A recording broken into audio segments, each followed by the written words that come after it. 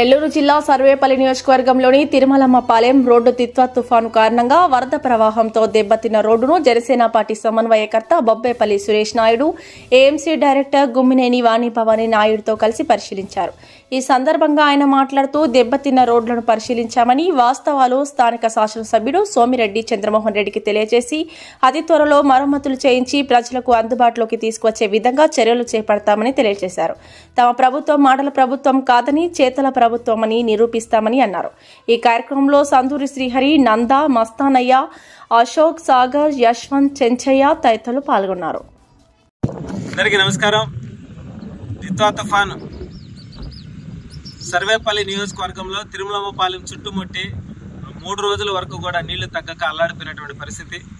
అదేవిధంగా ఏదైతే తిరుమలమ్మపాలెం గ్రామానికి వెళ్ళేటువంటి బస్సు వెళ్ళాలంటే ఈ రోడ్డు అంతా కూడా తెగిపోయి కనీసం 3-3.5 అడుగులు లోతు వరకు కూడా తెగిపోయి బస్సు కూడా పోయేటువంటి పరిస్థితి లేని విధంగా రోడ్డు తయారైంది. కాబట్టి స్థానికుల కోరిక మేరకు ఇక్కడికి వచ్చి చూసాం. అదేవిధంగా ఆర్ఎండ్బి అధికారులు కూడా తెలియజేస్తాం. సర్వేపల్లి శాసనసభ్యులు సోమిరెడ్డి చంద్రమోహన్ రెడ్డి గారు కూడా తెలియజేసి వెంటనే ఏదైతే ఈ రోడ్డు కట్ అయిందో ఈ భాగం మొత్తం కూడా గ్రావెల్ కానీ మట్టి కానీ ఏదైనా ఏదో ఒక విధంగా దీన్ని నింపించేసి మళ్ళీ యథావిధిగా రోడ్డు పైన వెహికల్స్ కొనసాగే విధంగా మా వంతు మేము కృషి చేస్తామని చెప్పి మనస్ఫూర్తిగా తెలియజేస్తా ఉన్నాం. అదేవిధంగా గతంలో కూడా మనం చూసాం, ఈ తిరుమలమ్మపాలెం గ్రామానికి హై లెవెల్ వంతెన నిర్మాణం చేస్తామని చెప్పి 13 కోట్లు కూడా కేటాయించారు. ఆ 13 కోట్లు కూడా కనపడకుండా పోయినాయి. కానీ కూటమి ప్రభుత్వం హై లెవెల్ వంతెన నిర్మాణం చేసేదానికి 100% పనిచేస్తుంది.